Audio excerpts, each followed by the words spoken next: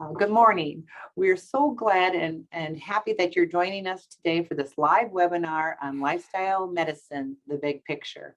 I'm Janine Kokel. I'm one of the educators here in the Mayo Clinic Cancer Education Program in Rochester, Minnesota.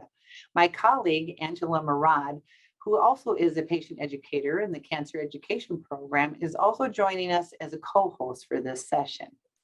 Maybe wave, Angie. Thank you. We want people to know that this session is being recorded so that individuals who are not able to join us for the live session can watch it at a later date. It typically takes a day or two to have that recording edited and placed onto our video library on the Cancer Education page on Mayo Clinic Connect. We really encourage you to like and follow the Cancer Education blog on Mayo Clinic Connect, so you can really stay up to date on the upcoming webinars and other educational opportunities. Angie will put the link to that Mayo Clinic Connect for our page out on the chat box. Some upcoming webinar sessions that we have also this month are Get the Skinny on Your Skin and Skin Cancer by Dr. Jerry Brewer, a Mayo Clinic dermatologist. Revitalize Your Well-Being, Living Well During and After Breast Cancer by Dr. Dawn Musalem. She's a Mayo Clinic medical oncologist from the Florida campus. And then meal planning, making it manageable by Angela Murad, our educator, and also she is a registered dietitian. We will allow time for question and answers at the end of the presentation today. You can type your questions in the chat box function, and we will do our very best to have your questions answered as our time allows at the end of the session. Now, it's my pleasure to introduce our speaker for today's session, Dr. Donald Hensrud. He's a Mayo Clinic consultant with the Division of Internal Medicine, the Division of Endocrinology, Diabetes, Metabolism, and Nutrition. He's also with the Division of Preventative, Occupational, and Aerospace Medicine, and with the Mayo Clinic Executive Health Program. He is also the director of the Mayo Clinic Healthy Living Program. He's a very busy gentleman, and we're very happy to have him here speaking for us today. Dr. Hensrud's research interests focus on the areas of obesity, nutrition and disease prevention, physical activity, and health promotion. He has authored numerous publications on health, wellness, and disease prevention, as well as several books, including the Mayo Clinic Diet, the Mayo Clinic Diabetes Diet, Mayo Clinic Cookbook, and Mayo Clinic Book on Healthy Weight. Please join me in welcoming Dr. Donald Hensrud. Thank you. Thank you very much, Janine. It's a pleasure to be here. And I'm going to talk about lifestyle medicine. I know this is a cancer course, cancer orientation. I will include information on cancer, but I'm also going to broaden it out a little bit, incorporate some things that we can do to improve our overall health as well as prevent cancer. I have no disclosures.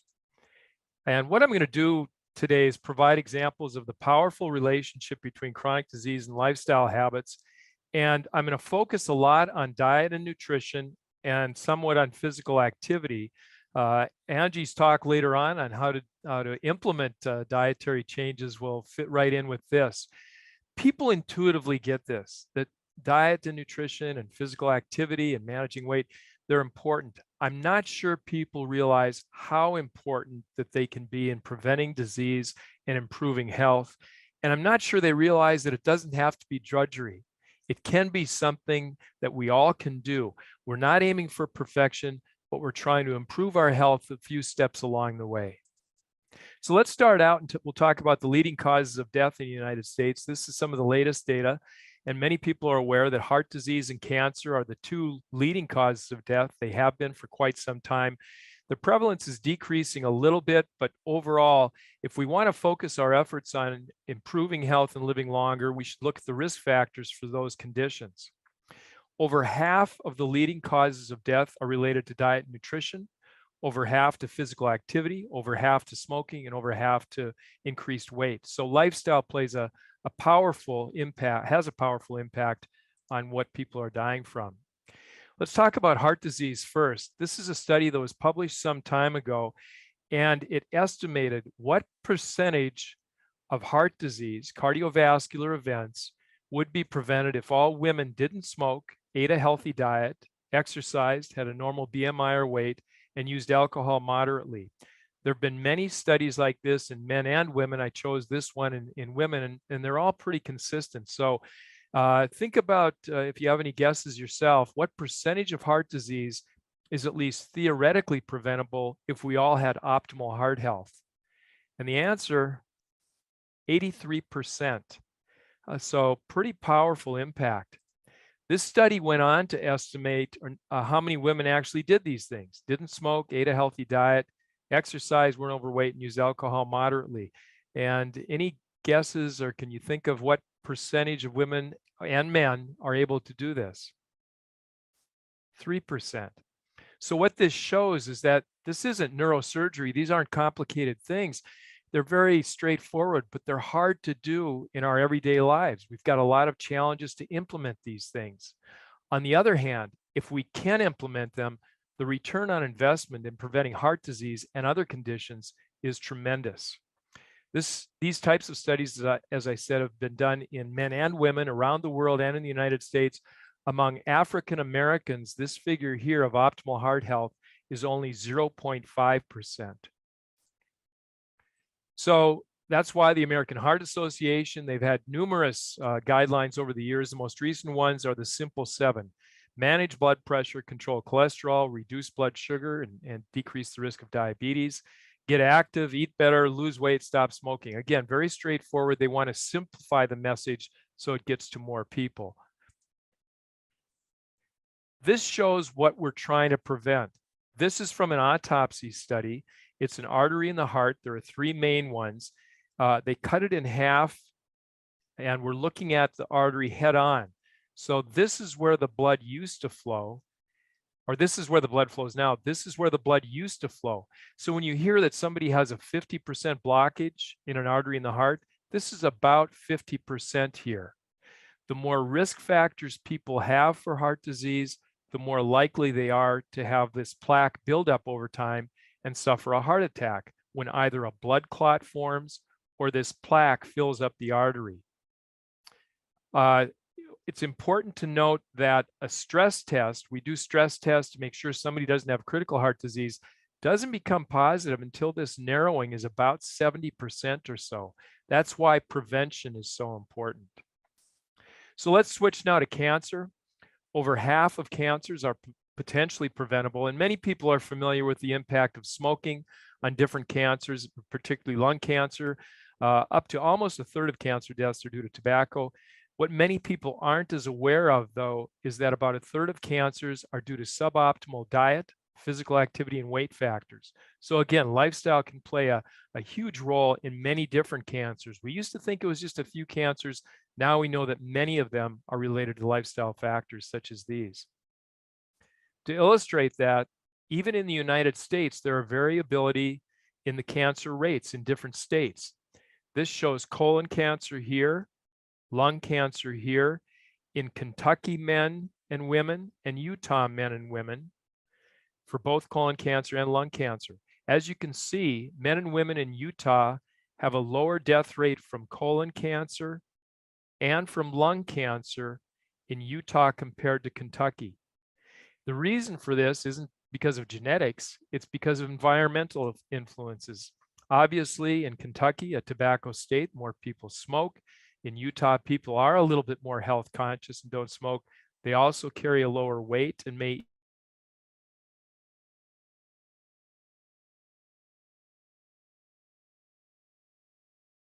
We somehow lost your audio.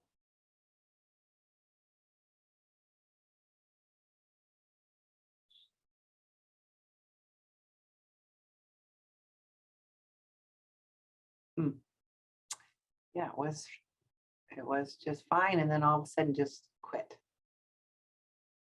No. There. Yep. Okay, we're going to dispense with the headsets here. Maybe just a little louder, if you can speak. So this shows the impact of diet on cancer, fruits and vegetables specifically. This is from the World Cancer Research Fund. They published a couple of big monographs. Now they're online, and you can look at them online to see the latest data on cancer risks. They literally reviewed all of the studies on diet and nutrition and cancer. And these are some of their findings of different fruits and vegetables and decreased risk of various cancers. What you can see here is the wide variety of cancers that are protective from fruits and vegetables. And I want to particularly note that it says foods that contain folate, foods that contain carotenoids. It's not necessarily the individual nutrients, and we know this from supplement studies, that supplements do not provide very much benefit in decreasing the risk of cancer. But foods that contain literally hundreds of different nutrients provide benefit in decreasing the risk of cancer.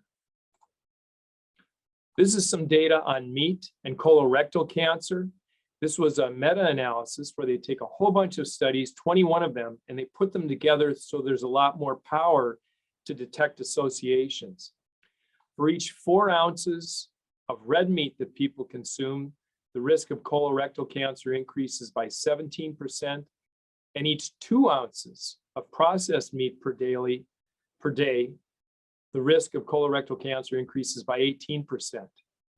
Based on this, the World Health Organization, a few years ago, they raised some eyebrows and they said that based on the available evidence, red meat is a probable carcinogen and processed meat is a carcinogen.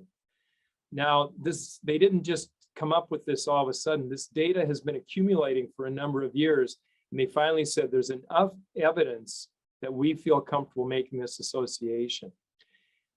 This data doesn't mean that everyone should become vegetarians. On the other hand, if people want to decrease their meat consumption, that certainly will improve health. So there's different ways of dealing with this. One is the 90-10 rule. It's what you eat 90% of the time that counts. Another way of doing this is the quality-quantity rule. There's some foods you eat for quantity, and I'll come to fruits and vegetables again in a little bit. A lot of fresh or frozen fruits and vegetables is good. Other foods that have higher calories or have different, not quite as healthful, you may want to go for quality instead of quantity. So for red meat, cheese, chocolate, other goodies and sweets, ice cream, go for quality and have a small amount, enjoy it, and then stay on your old program overall. So these are data from the American Cancer Society. And again, they're very consistent with other guidelines. Over the years, we've seen a convergence of guidelines to promote health from the American Heart Association, the American Cancer Society, and other groups. Achieve and maintain a healthy weight throughout life, be physically active, 150 to 300 minutes of moderate or 75 to 150 minutes of vigorous physical activity per week. Children an hour a day, limit sedentary behavior. We'll come back to that when I bring up some things on physical activity, and follow a healthy eating pattern. Variety of vegetables, fruits, and whole grains. Limit red and processed meats, and you saw one of the studies that is behind this. Limit sugar-sweetened beverages and highly processed foods. And they came out and said it's best not to drink alcohol. The data on alcohol changed a little bit, and they differ between heart disease and cancer. Most cancers are promoted, not most, many cancers are promoted by alcohol. Heart disease, there may be some benefit with moderate consumption, especially as people age. So that was heart disease and cancer. Let's talk about diabetes. This shows how diabetes has increased in the United States. In 1960, only 1% of the population had diabetes. The latest figures show 9.3% of the population has diabetes, and a fourth of people don't even know it. So what could be driving this? Well, we also know that in the early 1970s, weight started to go up in this country. We'll come back to that later. After a lag period of some years, about a decade or so, diabetes started to go up. And this is probably due to the increased weight that people have gained over the years in the United States. Weight is the strongest factor to increase the risk of diabetes. And this is data that shows that. This is low normal body weight, high normal. So even within the normal body weight category, there is some change in risk. Overweight, mild obesity, and greater than mild obesity. And you can see the powerful effect that weight has on prevalent on the incidence of diabetes. So what can we do about that? Well, this is one of the best lifestyle trials around, the Diabetes Prevention Program. It was started a number of years ago, and they had people change their physical activity and their dietary habits. The goal was to lose weight, about 7% of their weight or so, and they did a good job in working toward that. They compared a control group, a placebo group, with a medication, metformin, that will lower blood glucose and also leads to a little bit of weight loss, compared with lifestyle changes that emphasize diet and physical activity to lose weight. This shows how many people develop diabetes over the 4-year study period. Compared with the control group, metformin group decreased the risk of developing diabetes. The lifestyle group, who lost some weight, decreased it even further, twice as much as the medication. And this is one of the strongest studies. It was a randomized trial that showed that managing weight, changing lifestyle habits will reduce the risk of diabetes over time. What was particularly interesting about this study is they kept following people for a number of years. The trial ended here at about 4 years, but they kept following people out to 10 years. And even though they didn't have them continue in the trial and continue to work on these things, the effect of what they did, the lifestyle changes in particular, helped decrease the risk of diabetes for up to 10 years later. So this is, again, is powerful evidence in a randomized controlled trial that making lifestyle changes will help improve our long-term health and specifically prevent diabetes. Some people say, well, if I get the big one and go, I'm destined to do that sometime, but I don't want my biggest resource to go, my mind. So if you look in the literature, maintaining cognitive function and reducing the risk of Alzheimer's disease has been associated with increased physical activity, dietary patterns, and cognitive training. The brain is like a muscle. If you don't use it, you lose it, and training your mind and staying engaged can help prevent cognitive decline. Of these, the strongest factor was physical activity. So staying active increases blood flow, and it keeps our mind gives our mind the oxygen and nutrients it needs. We tend to get caught up in labeling diets. So people are generally familiar with the Mediterranean diet. The MIND diet is a combination of the Mediterranean diet and the DASH diet, which has been prescribed for hypertension. And a lot of studies have been done on that. So they took combinations of the Mediterranean diet, the DASH diet, they put it into a MIND diet, and they saw how many people developed cognitive decline or Alzheimer's disease when they followed this healthy dietary pattern compared to not following it. They gave people a score as to how closely they followed it. And they found that people who followed this pattern had a reduced risk of cognitive decline and Alzheimer's disease. There's nothing complicated about this, and people get too lost in the details and the weeds sometimes on diet and nutrition. The MIND diet is a plant-based diet, lots of berries, green leafy vegetables, nuts, fish. Many dietary patterns have this: the Mediterranean diet, the MIND diet, the DASH diet that I mentioned for hypertension, a vegetarian diet, or the Mayo Clinic diet. The similarities are much greater than the differences. So we shouldn't focus on the details and get lost in the details. The bottom line on nutrition is try and eat minimally processed foods with a variety of plant sources primarily: fruits, vegetables, whole grains, nuts, beans, and heart healthy fats like olive oil. That summarizes nutrition there. This is a study that put it all together. It was 20,000 people in the United Kingdom. They looked at 4 behaviors: not smoking, moderate alcohol intake, being physically active, and eating the proverbial 5 servings of fruits and vegetables a day. The people who followed these 4 patterns could expect to live 14 years longer compared to people who didn't have these habits.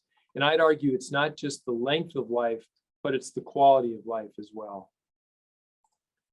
So you can look at the 5 keys to wellness here, and you can categorize this in different ways. This is one categorization that we used in the Healthy Living Program: healthy diet, physical activity. I'm going to talk a lot more about those now. Resiliency is a mind-body area. It's our ability to manage and grow from life's challenges. The common denominator is that, but there are many different ways of doing it. Meditation, Tai Chi, stress management, even getting adequate sleep will increase our resiliency. So there's many different ways of doing that. I'm not going to focus on that now. I don't have time, but I'm sure you've heard other talks and there are other programs on resiliency.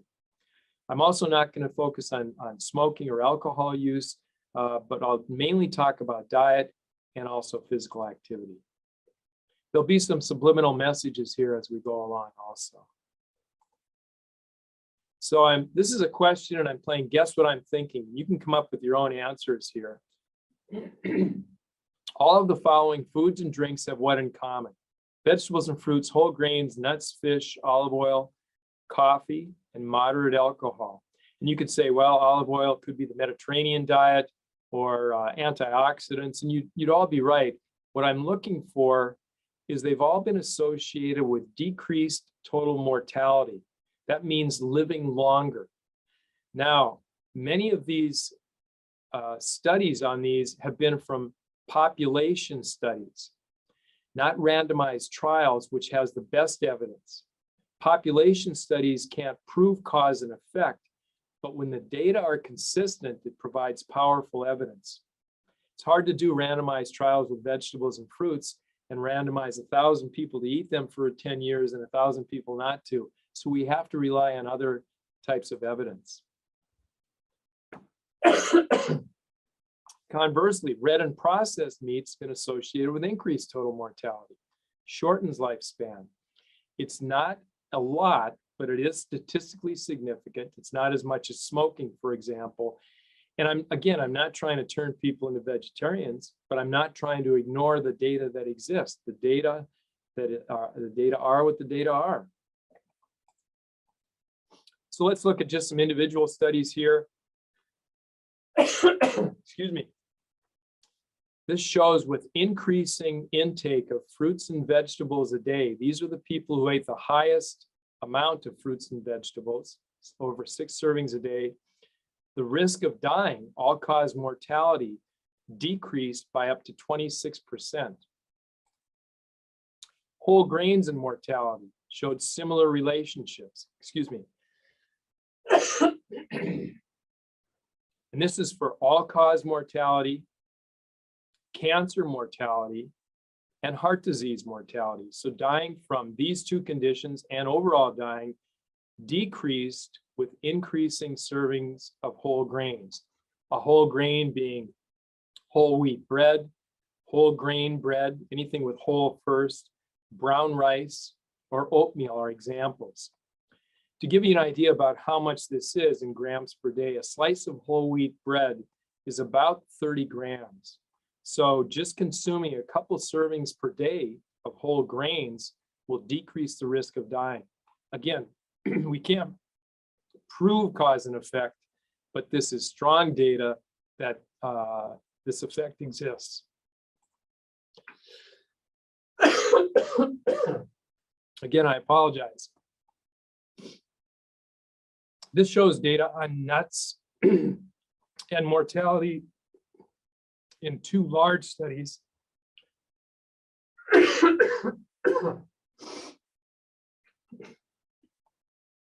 And again, servings per week. A serving isn't that big of nuts. A serving is only about a small handful, perhaps a half an ounce of nuts. So it isn't that much. And again, the relationship shows with all-cause cancer and cardiovascular disease mortality. And people who ate 4 servings a week had a decreased risk of dying from heart disease, cancer, and overall mortality. Same thing with fish. This is a study out of China that people who ate more fish servings per week had a lower risk of dying overall. And here's some of the data on meat with increased consumption of red and processed meat. there's an increased risk of dying overall. Again, the risk is not that great, but it is statistically significant. And this is a very large study that looked at different foods and mortality. Some of the ones we've talked about: whole grain bread, oats, root vegetables, green leafy vegetables. Anything less than 1 here suggests a protective effect against dying. You can see that all of these foods, the ones we've been talking about, have a protective effect, except for red and processed meat. So I like to give a little bit of a talk about coffee, because there's a lot of misconceptions about coffee. People come into my office and they say, "Doc, I'm drinking too much coffee." And I'll say, "Why?" "Well, it isn't good for you." Let's take a look at that. Coffee has been associated with a decreased risk of type 2 diabetes, Parkinson's disease, liver disease and liver cancer, improved mood and decreased risk of depression, possibly gallstones and kidney stones, certain cancers, and overall mortality, as we've already talked about. So the health effects of coffee are pretty good. Now, again, the amount that it decreases these diseases is not that much compared to other habits, such as body weight and type 2 diabetes, for example, but it is statistically significant. The one area that you need to be careful of with coffee is pregnancy. A small amount of caffeine may be okay, but with increasing amounts of coffee or caffeine, there's an increased risk of miscarriage and, interestingly, childhood acute leukemia from maternal consumption of coffee. The problem with coffee is not the health effects, it's the side effects. And some people are more susceptible than others to the side effects. Withdrawal headaches, it's mildly addictive. Insomnia, heartburn, stomach upset, urinary symptoms, particularly in older men, for example, who already have some urinary symptoms, palpitations. If people are not having side effects from coffee, I have a tough time to recommend they cut down. The data on some of the conditions, such as diabetes, show a protective effect up to 5 to 6 cups per day. But again, if somebody's having side effects, then they should cut down. The other issue is what you add to your coffee. It's been estimated in some coffee drinks, the amount of sugar and cream and milk can increase the calories by up to 500 calories in one drink. So if you're managing your weight, try and watch what you put in your coffee. And speaking of weight, let's talk a little bit about obesity in the United States. This is obesity in the 1990s. No state had a prevalence of obesity of 15% or more. If we fast forward just 1 decade, the prevalence, all states had 15% or more, and many had 20% or more. Another decade, all states were 20% or more, and some were 30%. And the latest data from 2018 show many states are getting greater than 35% prevalence of obesity. So this is over a very relatively short time period. Many people have said, well, it must be the environment. And there are changes in the environment. But the best way to look at this, it's environmental changes on top of a permissive genetic predisposition.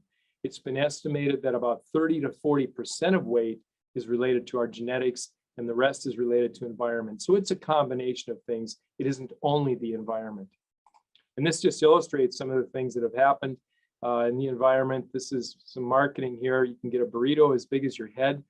I'm not sure why someone would want that, but that apparently sells burritos. Here's the supersize phenomena. Calories are cheap when you serve large portions. We've engineered physical activity out of our day. There's more computers and games. And this one kind of speaks for itself. Here, we're more kind to our pets and our cars than we are to our own health. Let's switch gears a little bit and talk about what we can do about it. The Mayo Clinic diet is based on a concept called energy density or calorie density. If you think about what determines how much we eat, it isn't calories. You don't say I've had 500 calories and now I'm full.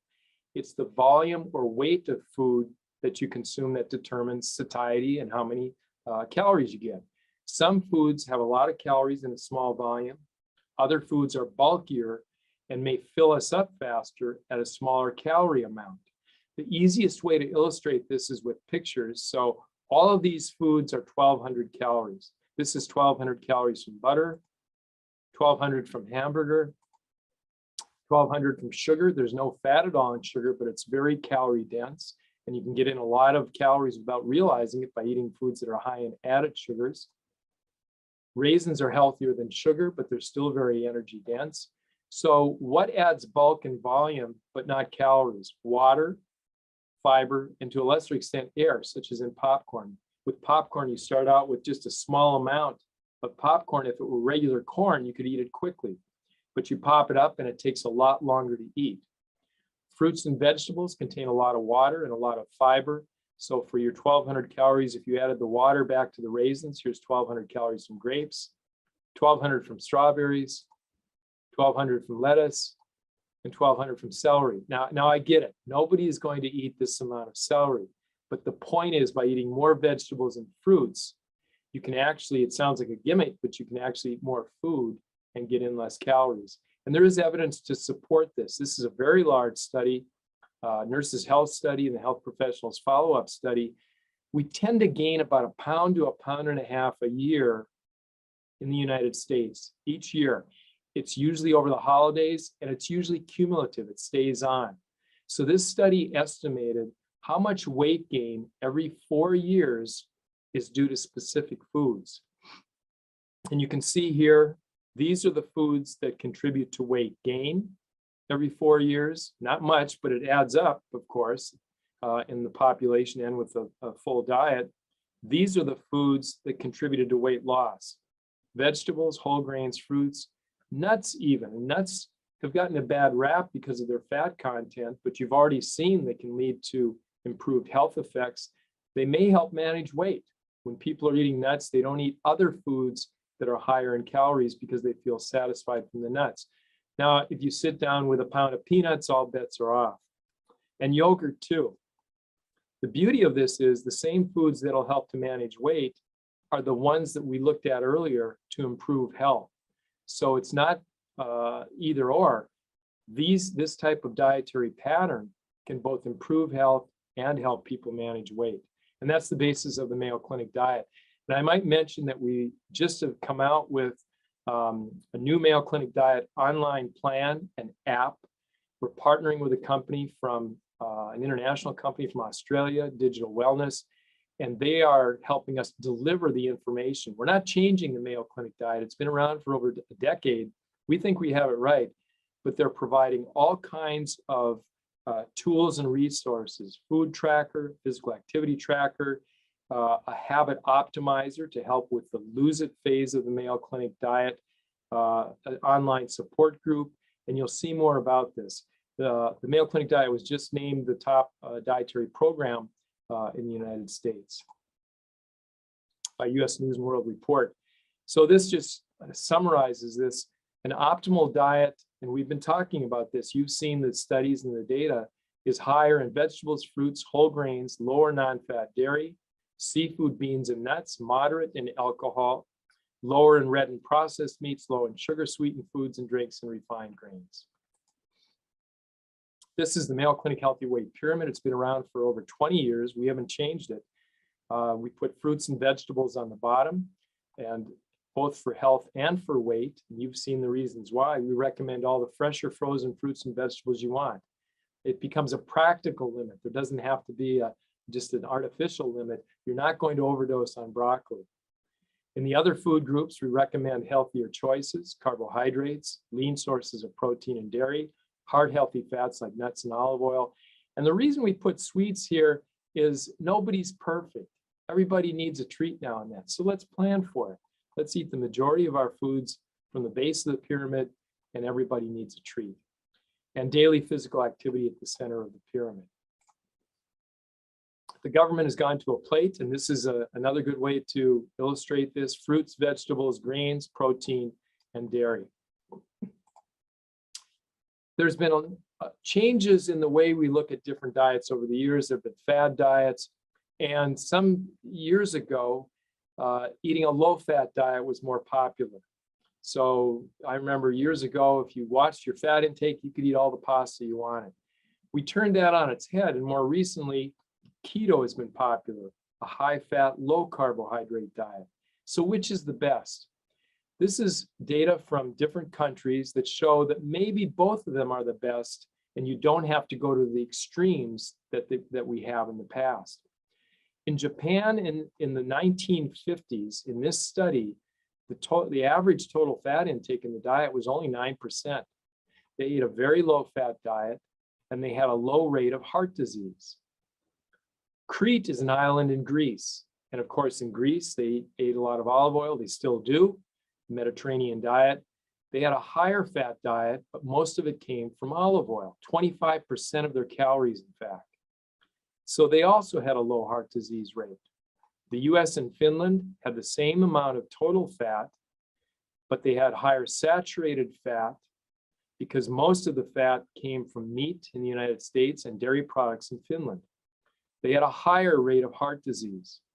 The point of this is you can eat either a low-fat diet, traditional diet, or a higher healthy fat diet and still have a low rate of heart disease and maintain health. But you don't have to go to quite the extremes that people are doing with keto and other real low-fat diets that may not be as healthy as a traditional diet. And these are some pyramids. This shows the traditional Mediterranean diet pyramid. Olive oil has its own category.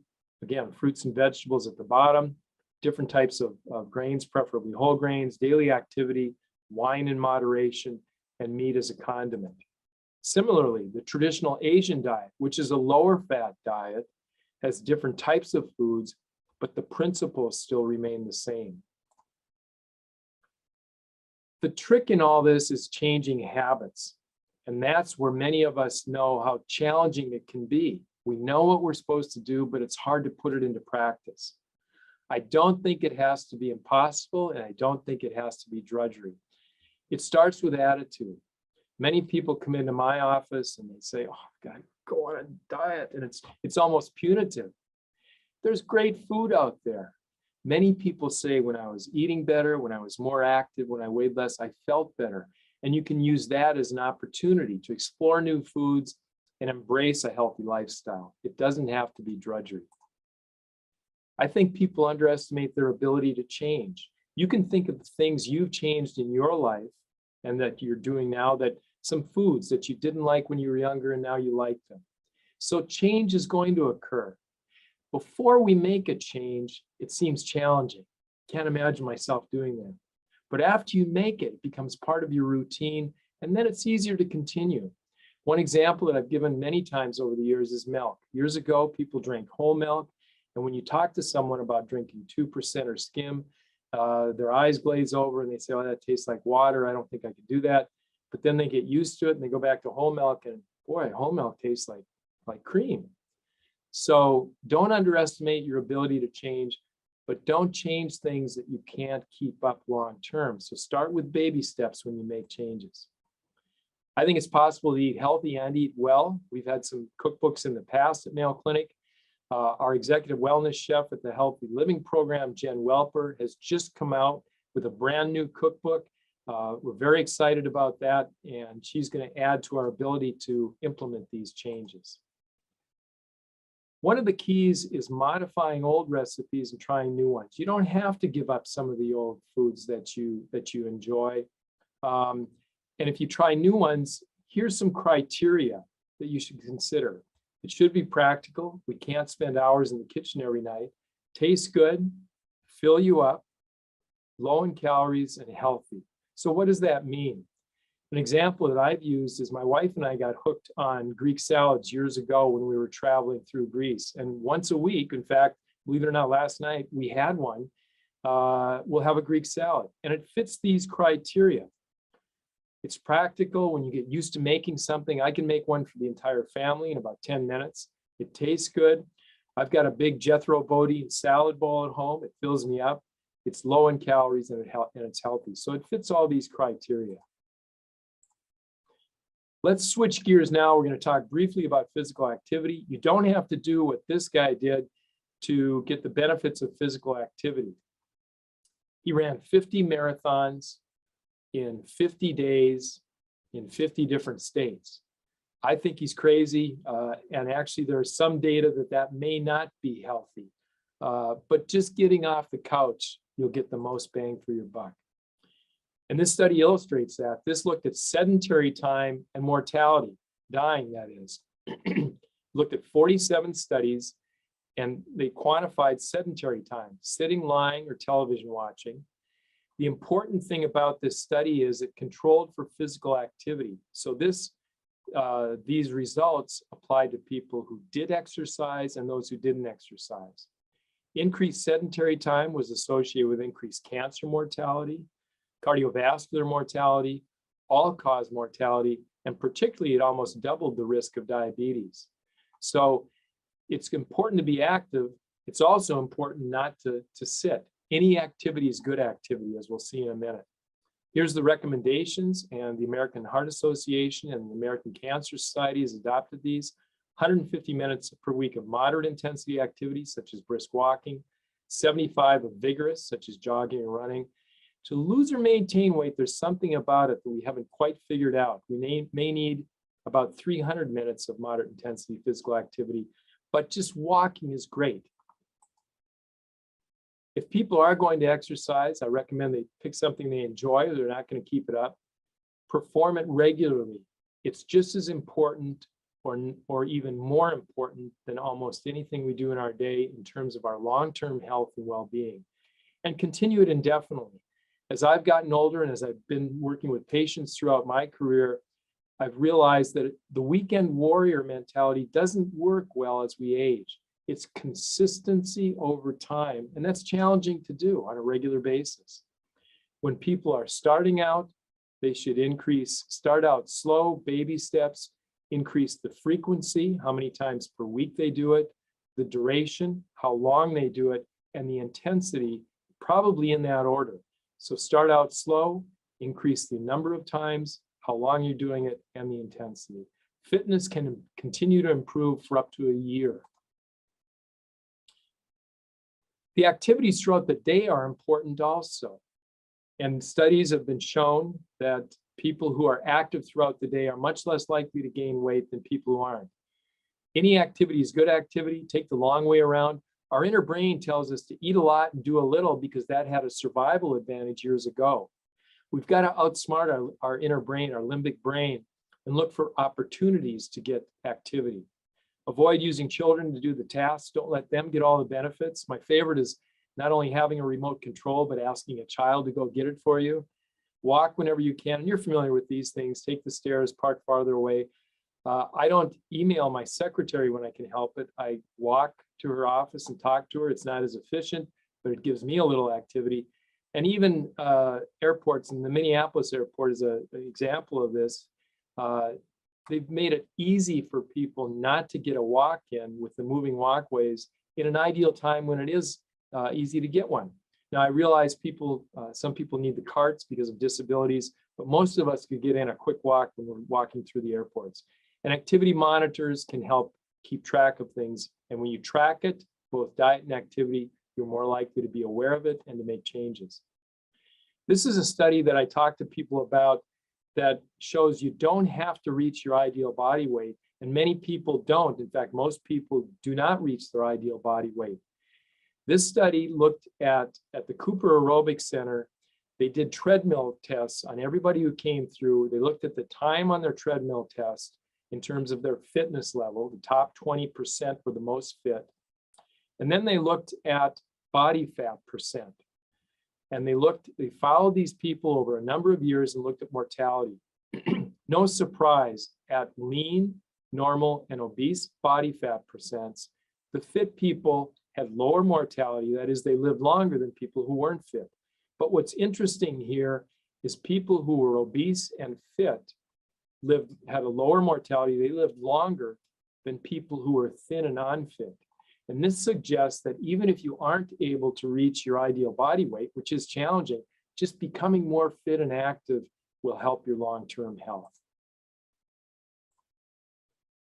We have the Healthy Living Program, in addition to the Dan Abraham Healthy Living Center for employees over at the Dan Abraham Healthy Living Center. COVID has put a niche in our business, or a kibosh in our business, I should say. We still are offering lifestyle medicine consultations, that if somebody has a condition associated with lifestyle, such as high cholesterol, diabetes, high blood pressure, it is covered by insurance. We're doing those. We do physical activity assessments. We have a program for physicians that we're starting up again this year, and we're doing research on obesity. So think about the Healthy Living Program if you're interested in taking this to the next level. We also have the Mayo Clinic Guide to Healthy Living, which is a self-administered program regarding healthy living that you can do yourself. The big picture here, the secret of life is enjoying the passage of time.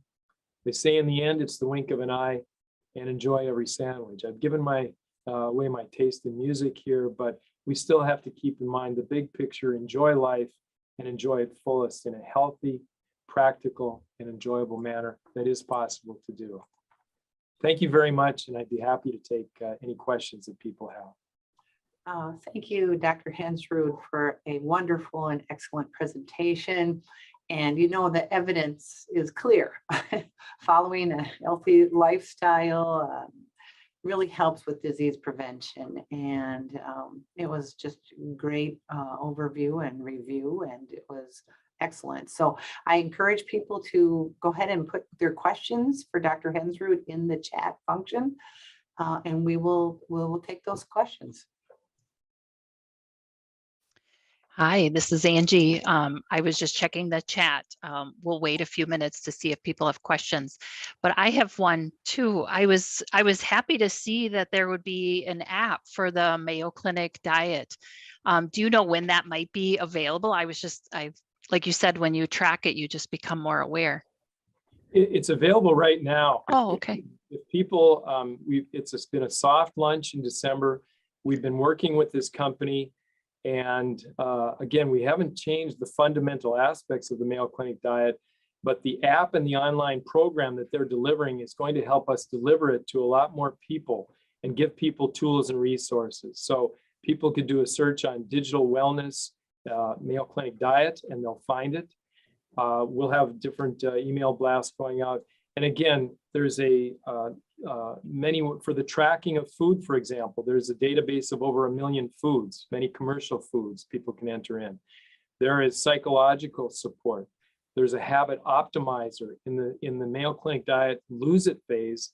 It's a 2-week jumpstart phase where we throw the kitchen sink at people and they change 15 habits. The more habits that people change, the more weight they lose. And in this online program and app, there's a habit optimizer so people can keep track of that and see how they're doing. If people do that, they can expect to lose 6 to 10 pounds in the first 2 weeks. Importantly, it's all safe and healthy as well as effective. No, that's great. Good to know on that. Yeah, I didn't know that was available. So no, that's good. Let me just make sure. I know people were excited about coffee being being something that they could continue. I have a question for you, Dr. Hensrud. Yeah, I'm one of the coffee proponents. I was happy to see that's on the good list and not the bad list. You gave some information about processed meats being considered a carcinogen, and I was wondering if you could just give some examples of processed meats for people, just so we can maybe understand a little bit more of those things that we should try to limit in quantity. Yeah, processed meat is anything that is cured, salted, smoked, or pickled. It often adds salt to it, but it changes the health effects, and salt is part of that. So luncheon meats, things like that, bacon are examples of that, hot dogs. And the degree of processing can vary. So there is some sliced roast beef, for example, that isn't processed very heavily, that probably doesn't have some of the as much of the adverse effects as other processed meat. And again, I want to emphasize it's a matter of amount too. So we're trying to help people be aware of these things so they can just be conscious and moderate their amount. We're not trying to get everybody to not enjoy life and not enjoy the foods that they really like. Sure. So one I'm thinking of specifically that may fall in the processed meats that I tend to think of as maybe as healthy, but I'm not sure if it is just like chicken and turkey at the deli meat counter. I would think of that as a better choice than say ham or beef there in making a sandwich. So wondering if you could talk a little bit about the different types of luncheon meat, if there's gradients there or not. Yeah, again, if it's just sliced and not much added salt, not much smoking that goes along with it. Okay. So the less of those types of things, then the less the detrimental health effects go along with that. Thank you. You mentioned coffee. One more thing about coffee is caffeine is metabolized genetically. Some people are fast metabolizers of caffeine and other people are slow metabolizers.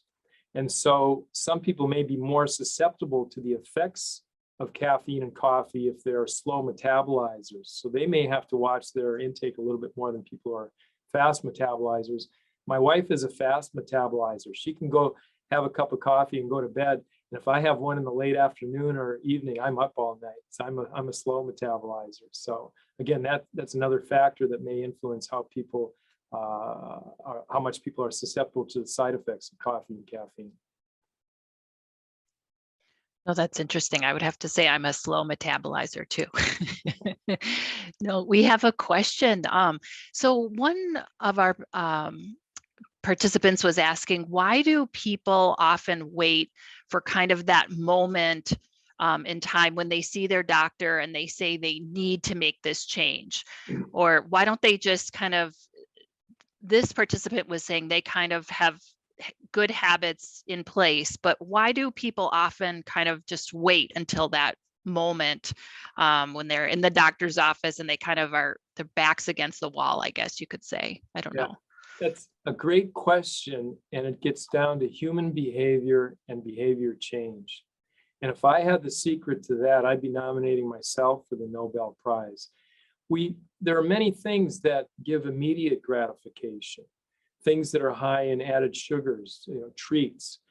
People vary in how much they like those, but they're things that give immediate gratification, but may not have good long-term effects. And oftentimes we default to that immediate gratification because it tastes good. It feels good for a short period of time, but we don't think about the long-term effects that may or may not occur. And we don't think about quality of life as much as we link with some of those things too.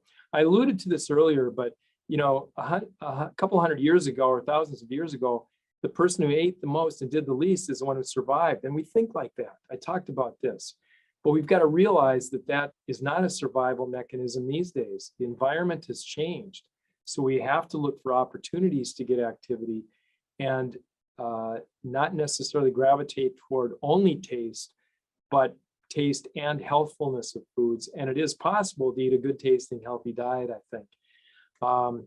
When people see their risks outlined, when it's more graphic, when they look at their cholesterol, their blood pressure, or things like that, then it becomes more front of mind. But we should all try and realize that these things are occurring to varying degrees in all this all the time. And again, it's not just about living longer, it's about quality of life. And that's one of the most important things. It also seems like we're so social too, and so many social activities with friends, family are surrounded by food.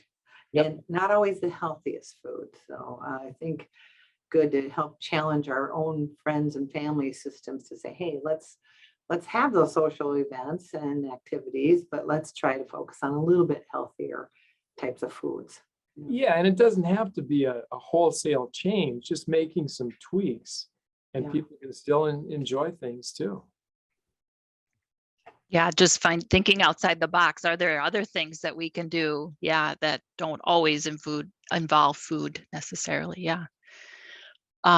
One question, and I see Megan helped to put information about the Mayo Clinic diet, but one participant was asking, please repeat what to search for the digital tool for the Mayo diet.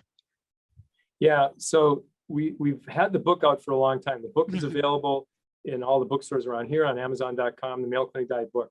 If you go online and search digital wellness and Mayo Clinic diet, their website will pop up and it'll show how to get enrolled in this program. I should say that there is a cost associated with this. There's a monthly fee, but the amount of information on there is tremendous. I believe, I'm not aware of a more comprehensive tool out there.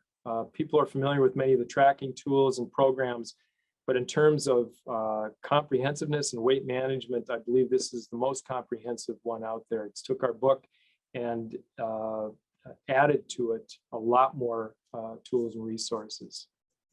So I dropped the link into the chat, and I'll say if you go to that website and scroll down, you'll actually find Dr. Hensrud right on the site. So there's lots of good information there, but so go check that out.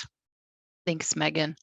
Also, I wanted to point out that Angie posted a comment about that the executive chef at the Healthy Living Program just very recently developed or made a cookbook called the Cook Smart Eat Well cookbook. That sounds pretty fascinating. Yeah, Janet, Oh, go ahead, Dr. Hensrud. I was going to say, Angie knows Janet, and Jen Welper is outstanding. She's been working at the Healthy Living Program for quite some time. She's given cooking classes. She's a true chef, and she really knows how to make food taste, healthy food taste good. And she's good at coming up with things that people can do, cutting and preparing for more than one meal, for example. Don't just prepare for one meal. So some step-saving activities. And I'm sure she incorporated that in her new cookbook too. Yeah, I always loved how practical her approach is. I learned a lot from her, so it's been great. Yeah, I'm looking forward to getting her book. So good.